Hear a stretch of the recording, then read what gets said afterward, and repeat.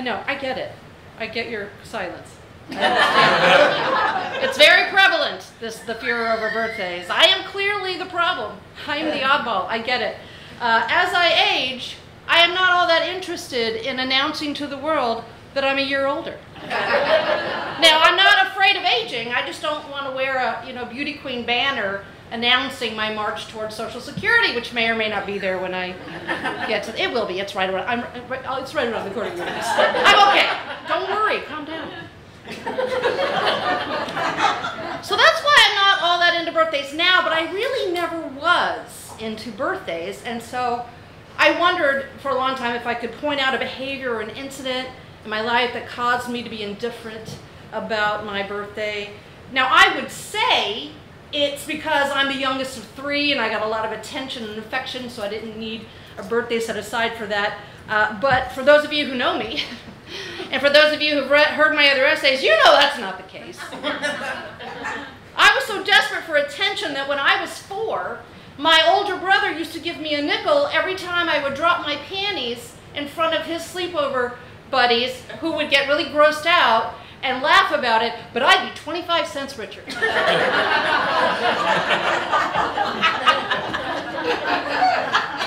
So it's not that I was showered with attention, which is why I don't like birthdays. It's not that. So I would say I don't like birthdays because I was blessed with a strong sense of self. But for any of you who know me, or if you've heard any of my previous essays, you know that's not true. I once told a boy I was a lesbian just because I didn't want to have to kiss him goodnight. I wasn't blessed with a strong sense of self.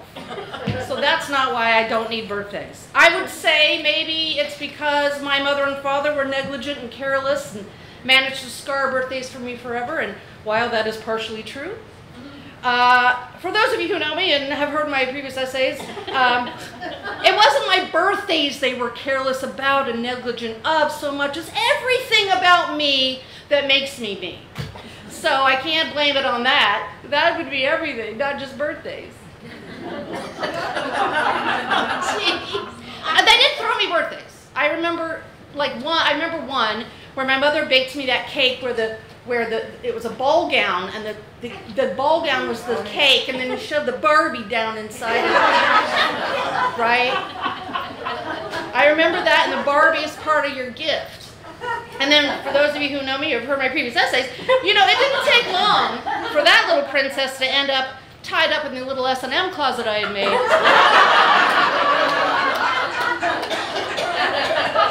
Where G.I. Joe licked off that icing. I don't know why, but I've never been all that ramped up about my birthday, and therefore I often screw up by not giving the acceptable amount of reverence to other people's birthdays. And that sounds a little something like this. Her. Alex, you're coming to my birthday at an expensive restaurant that nobody can really afford on Saturday, right? Me. Oh, no, I'm sorry. I've committed to a show. I already have tickets. But it sounds like you're going to have a blast. Her. But it's my birthday. Me. Oh, I know, I'm so happy to be invited, but, you know, I have tickets, and I made this plans a long time ago. I get 1 day a year. That's about me. Okay? It's the 1 day I allow myself a babysitter for more than 60 goddamn seconds. And I thought my friends would want to come be with me for a couple of fucking hours. Okay. Sorry. What's the address again? Really looking forward to it. Just as an aside, I saw her for 3 seconds on my way out the door. It would not have mattered if I had gone to that birthday party, but I'm not bitter.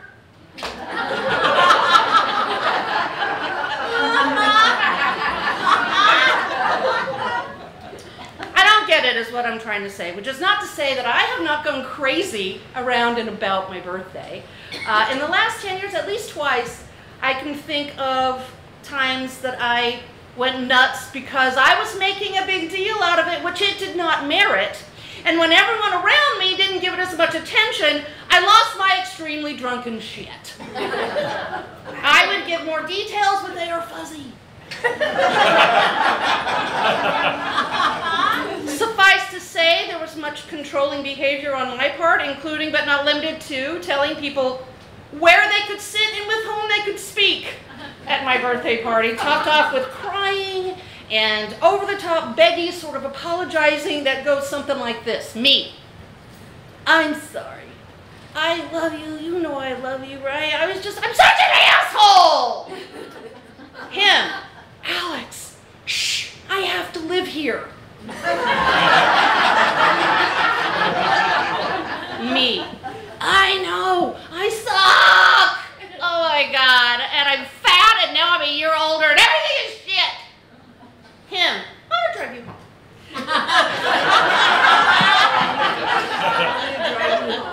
Where are your keys? Oh my God, did I show you this funny keychain? It's a rubber chicken that squeaks.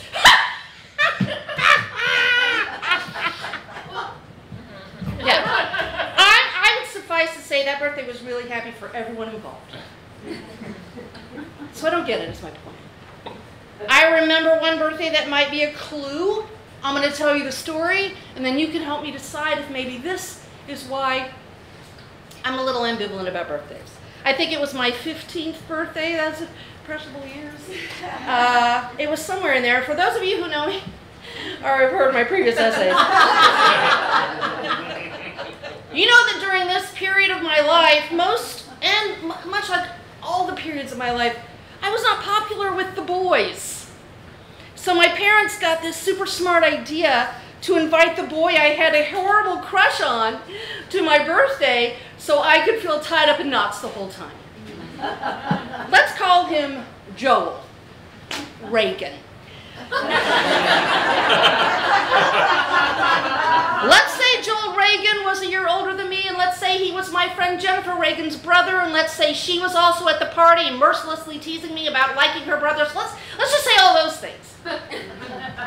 For this party, my parents thought it would be a good plan to have a cookout over a fire pit next to the lake where we could also fish. And they thought this because I am so clearly outdoorsy.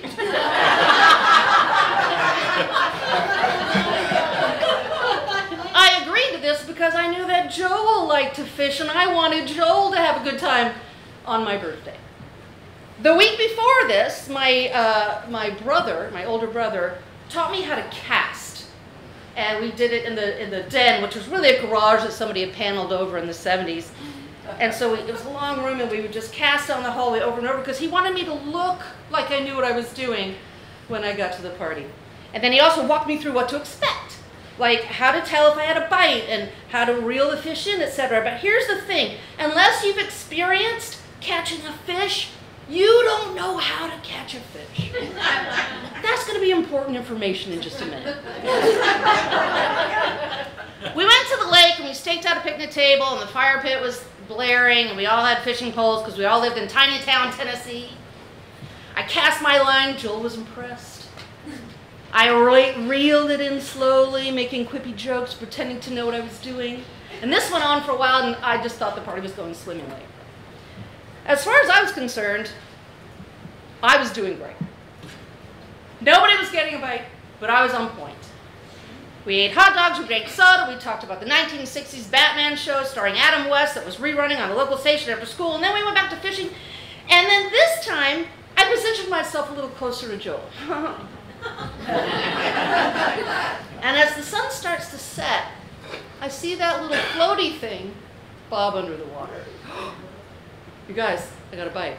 So I jerk on the line to hook the fish in the mouth before I can eat the worm and let go, right? And so I start to reel it in.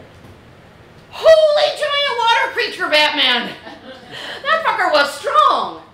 I held on for a couple of seconds and then, thank God, the fish got away.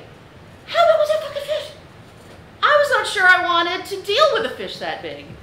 And male people around me were very excited. And I was getting a lot of male attention. So I was like, okay, I'll keep fishing. Probably won't happen again. So the second time it happened, I handed the pole to my brother, to the athlete who knows how to fish and also lifts weights and shit. Strong. He couldn't reel it in and the fish broke free for a second time. Now, yes, I cannot say for sure if it was the same fish. But for those of you who have heard my previous essays, I'm afraid of lakes, and I was then thinking, if that's not the same fish, then there are schools of fish the size of Great Danes in the lake, and if we do reel it in, whomever has the cojones to try to take it off the line is going to lose a couple of digits. And that did not sound like a good time to me. But at that point, I was convinced that I was going to be done with that activity, but Joel had taken it upon himself to coach me, right? So he had stood beside me and showed me how to brace the line on my thigh, and he had positioned me in certain ways, and this coaching activity involved some touching and positioning, and I was enjoying that activity, so we kept fishing. All right, the sun was setting, the fire was crackling, I was basking in the attention from Joel and the approval of my father, and I got a third bite, and I want to point out, nobody else got a bite! I don't know how to fish, I got 3 bites. This sucker was so strong that I was ready to let go of the very expensive fishing pole that my brother had lent me, but I didn't want to throw all that good coaching away. That would be disrespectful. So I held on, and I pulled back, and then I leaned into reel, and the spool moved like a half a turn, and then I pulled back more, and I tried to lean in, but it wasn't happening because I was a weak 15-year-old girl with no upper body strength, and I had never fished before, and I had clearly caught a freshwater marlin. Or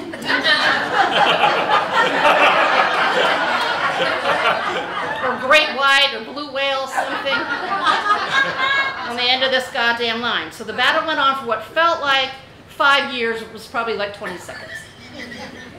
I pulled and tried to reel, pulled and tried to reel, and then what ended up happening was that fish pulled me into the lake! Face first, completely submerged, wet. And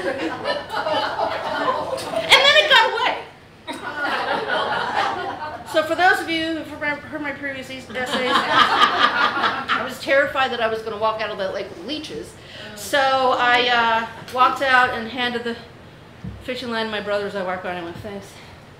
And then I walked over and stood by the fire, and for the rest of the night, steam rose off my head and clothes like fucking Ghost Rider. Now you may not believe this, but I never got together with Joel. I know that's a surprise. I also never went fishing again, and I don't remember my parents throwing me another party after that, I'm guessing by my request. So I don't understand the things, the whole uproar about birthdays. I thought coming here tonight I'd hear some stories and get enlightened. It didn't work out quite that way I was hoping. But here are my thoughts, here are my parting thoughts. 3 of them. Maybe, just maybe, gathering for your birthday is a reminder that your life is short. Or, to quote Ferris Bueller, movies, life moves pretty fast. You don't stop and look around. Once in a while, you can miss it. Or 2, maybe gathering for your birthday reminds us that we're not alone, but we're part of a community. To quote Herman Melville, 1,000 fibers connect us with our fellow man. Maybe gathering for your birthday should be done on the reg, because to quote George R.R. Martin, sleep is a little death.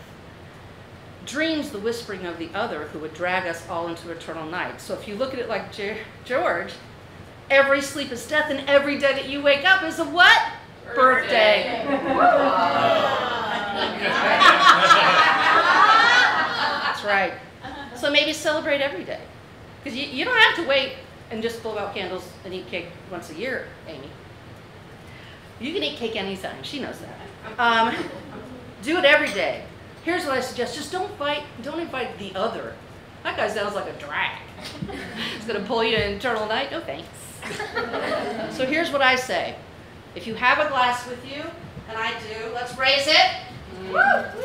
Let's celebrate. Let's cheers to Tallett's 10 years and Pablo's 39. Pablo's 39.